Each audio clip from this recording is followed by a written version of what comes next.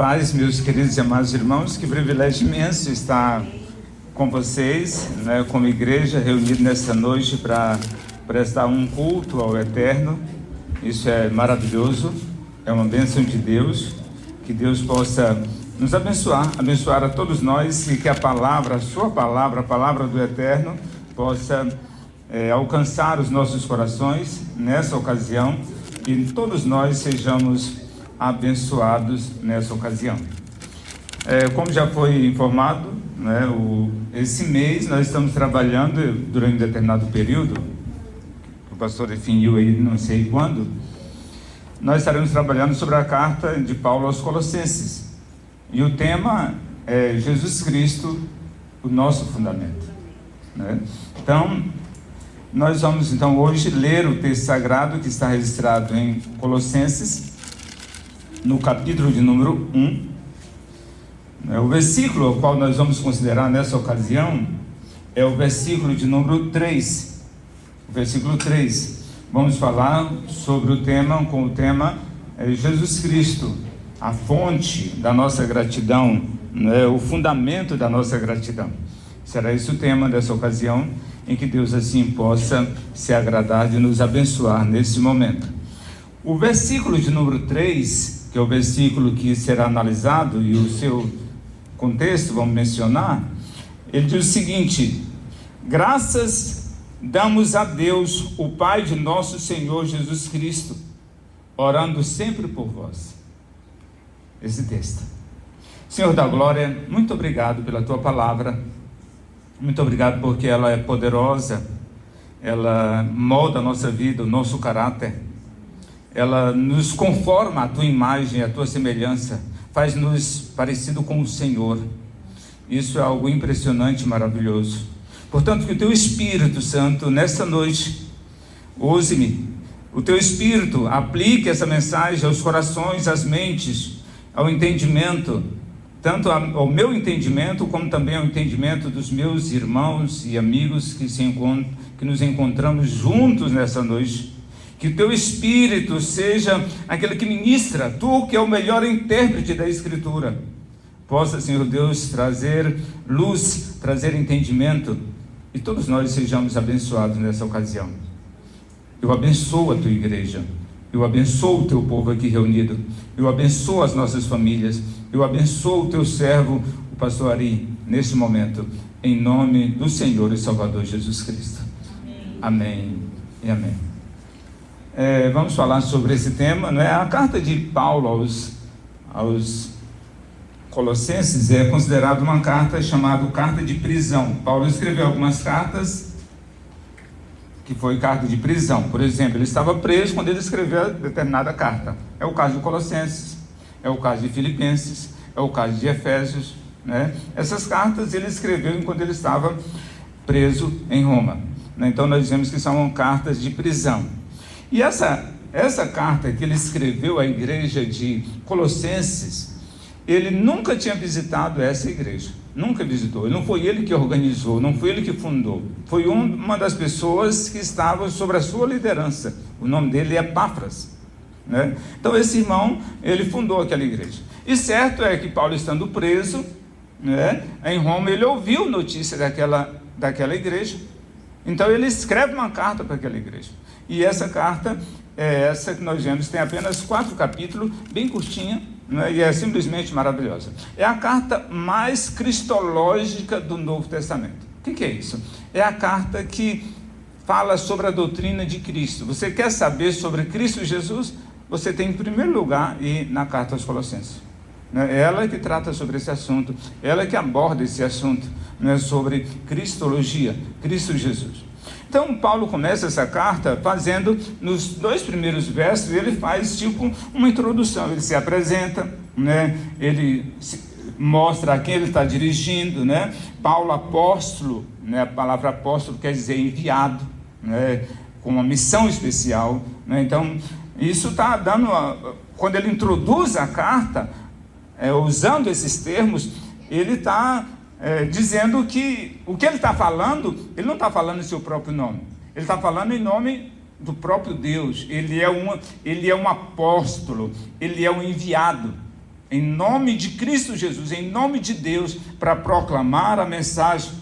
E ele não está só nessa tarefa. Ele diz que junto com ele também está Timóteo, né, que é o seu companheiro ali, e ele se dirige essa carta aos santos, né, aos santos e fiéis em Cristo Jesus que estão em Colossos, na igreja de Colossenses. Graça e paz, né, graça e paz da parte de Deus, o nosso Pai, e do Senhor Jesus Cristo. Então ele fala sobre isso. O versículo 3 é o que vamos analisar nessa ocasião. Ele diz que ele começa dizendo: graças damos a Deus, né? Orando sempre por vós. Orando sempre por vós. Então essa é o motivo, ou seja, ele vai falar, ele vai orar pelos colossenses. A razão dele estar escrevendo essa carta é motivo de gratidão. Ele diz que dá graças, né, ao Deus eterno, ao Deus o Pai, do nosso Senhor Jesus Cristo, sempre que ele está orando por eles, orando, intercedendo, orando sempre por vós. E depois do versículo 4 até o versículo de número 8, Paulo apresenta os motivos da gratidão. Não é a oração em si. A oração só começa a partir do versículo 9. No final do versículo 9, então ele começa a falar sobre a oração mesmo em si. Mas por enquanto é só o que motiva, o que impulsiona o apóstolo a orar, né? O que está movendo ele a essa oração? E é sobre isso que nós vamos ver, né, nesse versículo, no versículo número 3. Né? Então ele trata sobre esse assunto. Então esse assunto é um assunto muito, mas muito importante mesmo, né? Então, e nós vamos considerar esse texto nessa ocasião. Paulo diz o seguinte: damos sempre graças a Deus, Pai do nosso Senhor Jesus Cristo, orando sempre por vós. Observe aqui, uma das coisas que ele está presente nessa, é qual a constância em que Paulo ora. Ele diz sempre, né? Sempre, não é de vez em quando, não é quando as coisas estão boas, não é quando tudo está certo, não é quando ele está livre da prisão, não, é sempre, em todas as ocasiões da vida dele, né? Então ele está sempre lembrando disso. Paulo ora sempre, e a sua gratidão, ou seja, isso fica evidente que a sua gratidão não é casual, não é também circunstancial. Não, a sua gratidão é permanente, é constante. Ele diz, é sempre. Mesmo preso em Roma, em uma masmorra em Roma, Paulo, ele é grato a Deus. Isso é maravilhoso, isso é simplesmente impressionante. Não é preso, né? E ali ainda tem esse espírito de gratidão. Paulo não alimenta expectativas erradas com relação à vida. Não, ele sabia que a vida é difícil. Ele escreveu a Timóteo, na sua última carta, a carta a Timóteo, ele diz, no capítulo 2, versículo 3, ele diz: cabe ao ministro, cabe a sofrer, né? É parte da vida cristã o sofrimento. Sofre comigo as aflições do evangelista, né? Então a vida é cheia de... nós enfrentamos sofrimento, a vida não é fácil, a vida é difícil. Então ele não alimenta nenhuma expectativa errada. Eu penso que uma das grandes ênfases, uma das grandes questões com relação à depressão que alastra o mundo na atualidade é por causa de expectativas erradas em relação à vida. Tem expectativa errada. Pensa que a vida é um mar de rosa, a vida é andando nas nuvens, tudo vai dar bem. Não, a vida não é fácil para ninguém, de modo algum. Para ninguém. A vida dá errado para todo mundo, né? Essa semana, com relação à questão da guerra, eu voltei os meus olhos para o Mossad. Quem não sabe o que é Mossad? Mossad é o agente secreto de Israel. Coisas extraordinárias eles fizeram durante a vida, desde 51, quando foi fundado. Mas eles cometeram erros graves, erros terríveis ao longo da história. Mas é a maior agência de espionagem do mundo atualmente. Um sucesso total. Mas não quer dizer que eles não erraram, não quer dizer que não teve ponto fracassado, não quer dizer que eles não enfrentaram dificuldade. Todo mundo enfrenta, todo mundo. Lembre disso, todos enfrentam dificuldade. né? Então isso, se você alimentar uma expectativa errada, você vai se frustrar. Você vai se frustrar por causa disso, né? Então, isso não devemos esquecer dessa verdade sobre hipótese alguma. Paulo ensina, então, em qualquer circunstância, nas boas ou nas más, sejamos gratos a Deus, porque momentos ruins na vida existem. Não esqueçam, existem momentos ruins na vida, para todo mundo. Não tem ninguém que nasceu da face dessa terra, nascido de mulher, que não tenha enfrentado situações difíceis e terríveis. Então, mas as pessoas têm expectativa errada em relação a essa. Pensa que a vida é um mar de rosas. No dia que a coisa desaba, ele perdeu a namorada. Meu Deus do céu, perdi minha namorada. O mundo desaba, acabou porque perdeu a namorada.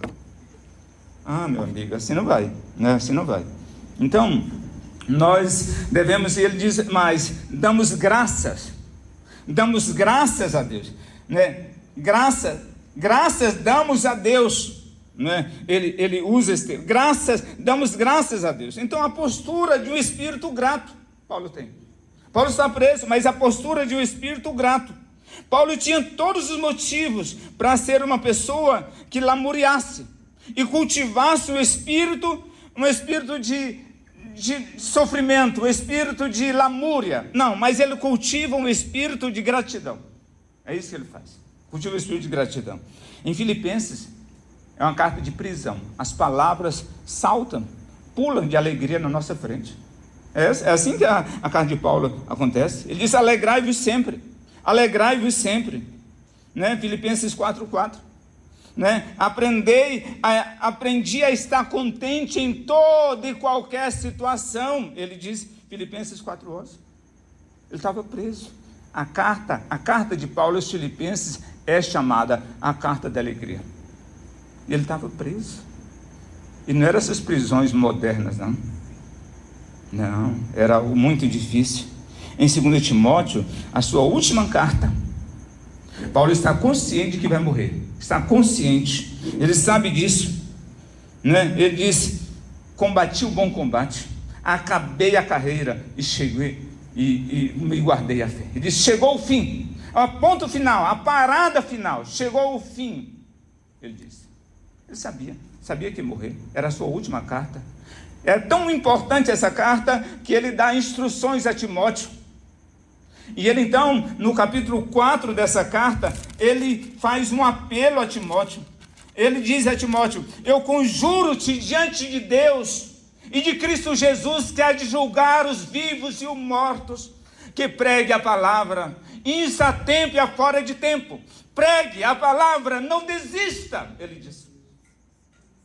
Por que ele imprecou um juramento sobre Paulo? Fez Timóteo jurar: te conjuro diante de Deus e de Cristo Jesus. Ele disse: eu estou morrendo e eu preciso dizer as últimas palavras, e essas palavras para Timóteo não pode falhar. Não pode falhar. Então eu coloco ele sob juramento. Era porque era a última coisa na vida dele. Paulo sabia disso, estava consciente disso, né? Então, mas essa carta em que ele escreve, ele manifesta, ele não lamúria, ele diz: eu recordo-me. No capítulo 2 dessa mesma carta que ele está dizendo, está consciente da sua morte. No capítulo 1, versículo 4, ele diz: recordo-me das tuas lágrimas e do desejo ver-te, para encher-me de gozo e de alegria. Eu tenho saudade, eu trago à minha memória as coisas boas e agradáveis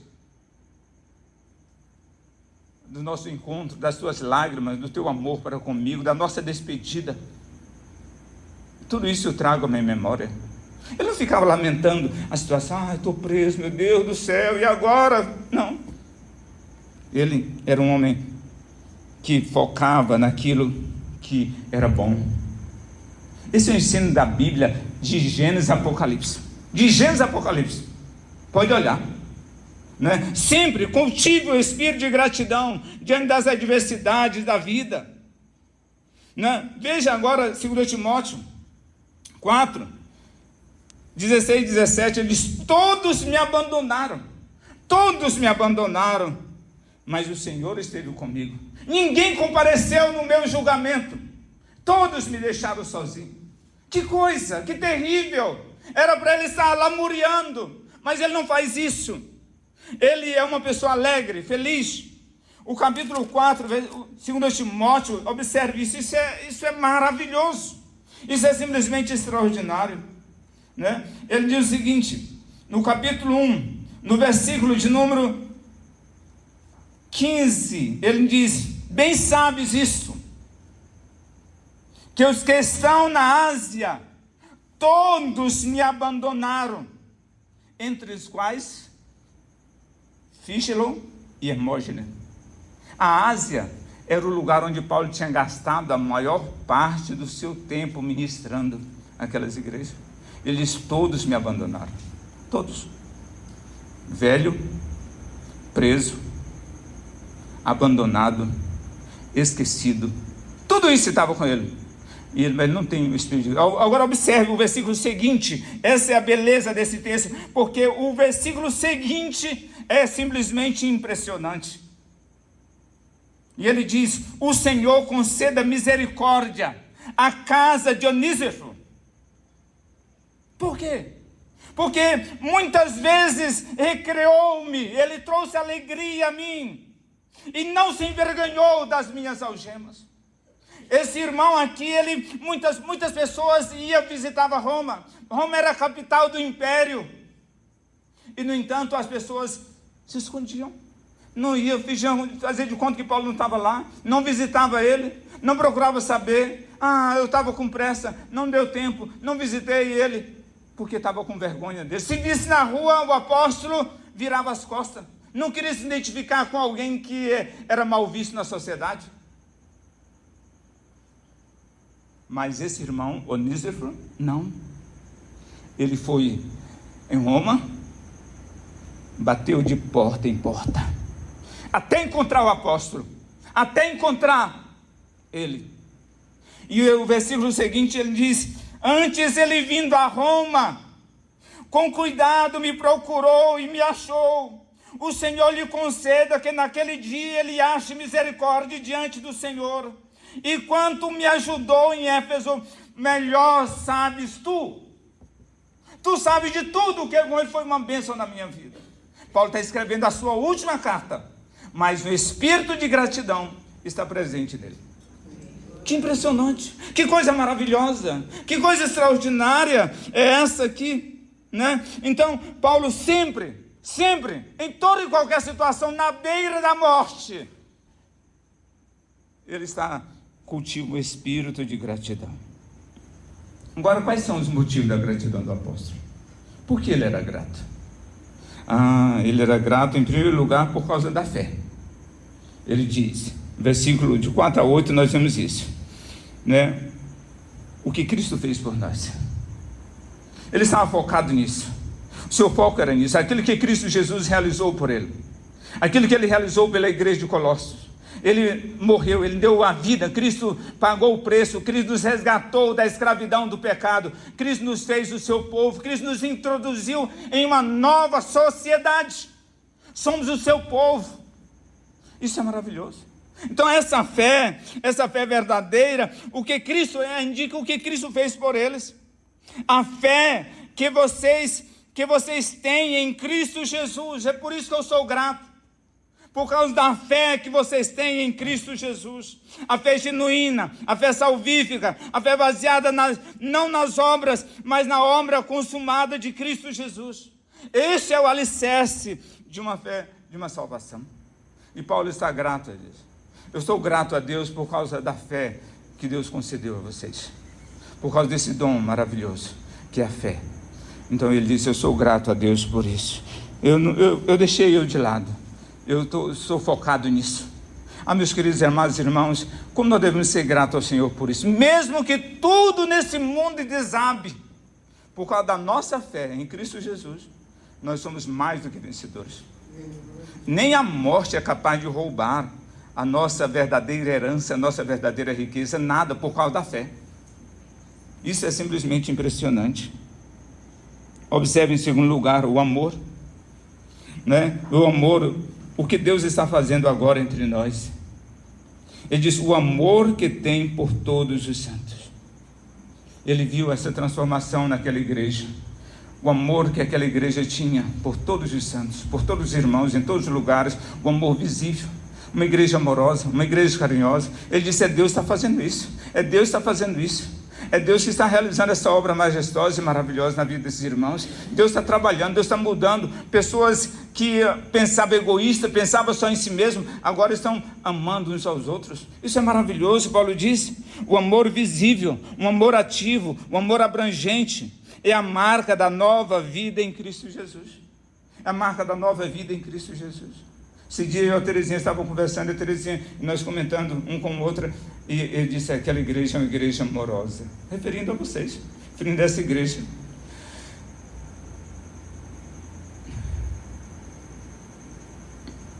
Me sinto muito amado aqui.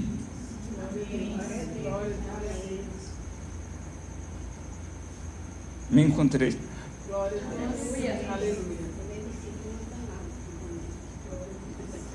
Então é isso. E a outra coisa, ele disse que fé, amor, e ele disse esperança. A esperança, né? Ele diz: por causa da esperança que vos está reservada nos céus, né? Essa é outra questão, a expectativa com relação ao futuro. As pessoas não têm expectativa em relação ao futuro. Acha que a vida se limita a esse mundo. Então, se a vida se limita a este mundo só, então pronto, acabou. Chegou ao fim, chegou na hora da morte e acabou, não tem mais nada. Mas Paulo não, ele disse, por causa da esperança que nos está reservada nos céus. Há algo além desse mundo, há algo depois da morte. Nem a morte pode nos roubar a nossa verdadeira riqueza, aquilo que motiva-nos a nossa gratidão. Nada é capaz de fazer, né? Então, a esperança é o que sustenta, é a esperança que sustenta. Um psiquiatra judeu, ele sobreviveu aos campos de concentração. O nome dele é Viktor Frankl. E ele tomou nota durante o tempo que estava nos campos de concentração. E ele diz o seguinte: ele sobreviveu ao Holocausto. E ele disse o seguinte: a única coisa que faz diferença entre quem sobreviveu e quem sucumbiu nos campos de concentração, ele diz, foi a esperança. Só a esperança. Se a pessoa tinha uma motivação, uma esperança, se ele alimentava dentro dele uma esperança, ele era capaz de suportar qualquer coisa. Mas se aquela esperança fosse roubada dele, ele morria em pouco tempo. Ele documentou, escreveu isso em um livro, né? O nome do livro é Em Busca de Sentido. Em Busca de Sentido, Viktor Frankl, né? Então isso é maravilhoso. Nós devemos sempre lembrar disso, a esperança, né? Então, e Paulo tinha falado sobre isso antes de Viktor falar sobre isso. Ele falou, Paulo disse, Cristo em vós é a esperança da glória. E isso é a diferença. Capítulo 2, capítulo 1, versículo 27. Cristo em vós, a esperança da glória. É a certeza absoluta de que receberemos uma glória eterna. Se Cristo está em mim, a esperança da glória está certa. Nós podemos ter absolutamente certeza disso. Meus queridos, amados irmãos e amigos, a nossa gratidão tem um fundamento. Cristo Jesus é o nosso fundamento. Não basta ser positivo, não basta agradecer a vida, não. Paulo diz, graças damos a Deus, o Pai do nosso Senhor e Salvador Jesus Cristo. Cristo é o fundamento da nossa fé e do nosso amor, da nossa esperança e da nossa gratidão. E Ele é o fundamento, Ele é a base. A Escritura Sagrada diz em Romanos 11:36, porque dele, por Ele e para Ele são todas as coisas. Glória, pois, a Ele eternamente. Amém. Então a nossa gratidão, Ele é a fonte. É por causa de Cristo Jesus que nós continuamos firmes. Até mesmo quando o profeta Jeremias estava profundamente deprimido, profundamente em terrível sofrimento, ele declara, todos nós conhecemos um texto bem conhecido e sabemos até de cor: eu quero trazer à memória o que me traz esperança. Esse é um texto, conforme está redigido na Bíblia, revista e atualizada. Lamentações 3:21. Eu quero trazer à memória o que me traz esperança. Mas deixa eu ler para você algo impressionante aqui. Conforme está redigido na Bíblia, a mensagem, a versão de Eugene Peterson, ele diz o seguinte, vou ler, do versículo 19 até o 24. Ele disse: eu nunca vou esquecer a desgraça, o gosto das cinzas, o veneno que engoli. Lembro-me de tudo, como lembro, o sentimento de chegar ao fundo do poço. Mas há outra coisa que eu me lembro, e ao lembrar, eu continuo agarrado à esperança. O amor leal do Eterno não pode ser abalado. Seu amor misericordioso não pode ser secado.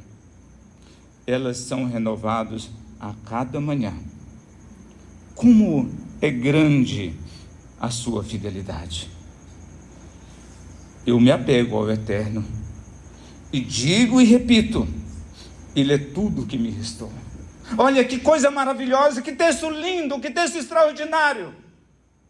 Eu quero trazer à memória o que me traz esperança. Não foque nas coisas ruins, que tem muitas coisas ruins.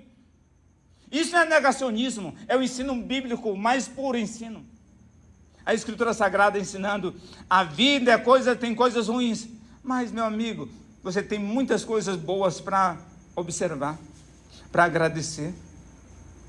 Então lembre disso, coloque isso no seu coração. Nunca vou esquecer a desgraça, mas há outra coisa que me lembro, e ao lembrar continuarei agarrado à esperança e ao amor leal do Eterno, que não pode ser esquecido, que não pode ser acabado. Meus queridos e amados irmãos, que sempre sejamos agradecidos, sempre, sempre. Que a nossa gratidão não esteja baseada nas circunstâncias, mas a nossa gratidão esteja baseada em nosso fundamento, que é Cristo Jesus. Ele nunca falha. Que tenhamos fé no Redentor vivo, amor ativo de um para com os outros e esperança firmada na eternidade. Que em toda a oração,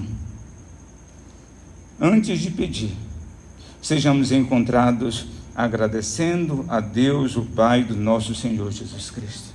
Como fez Paulo. Tem motivo a nossa vida, foque naquilo que é bom, foque naquilo que é agradável. Então coloque isso na sua vida, lembre disso todos os dias. Então, essa é a vontade de Deus. Paulo está preso em Roma, mas ele disse: eu vou focar naquilo que é bom. Eu vou focar nas coisas boas que estão acontecendo. Vou focar na fé. Vou focar no amor. Eu vou focar na esperança. É isso que eu vou fazer.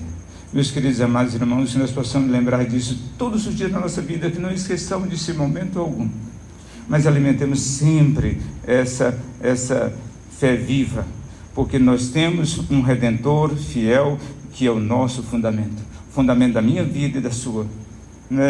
Então, se nós fizermos assim, se nós alimentarmos essa expectativa, não alimentarmos pensamentos, ideias erradas com relação a essa vida, Não alimente ideias erradas, expectativas erradas com relação a essa vida. Não alimente, a vida é difícil. Mas se você, por outro lado, também fizer outra coisa, além disso, não alimentar expectativas erradas, mas colocar a sua esperança no eterno, no Deus Todo-Poderoso, Deus haverá de abençoar você, e você será capaz de suportar as piores adversidades da vida, porque nós temos uma esperança viva, que nunca pode ser roubada, nunca pode ser frustrada, nada é capaz de roubar essa esperança, e essa esperança é Cristo Jesus, o nosso fundamento. Amém e amém, amém. Que Deus nos abençoe nessa ocasião. Curvemos nossas cabeças e falemos com o Senhor.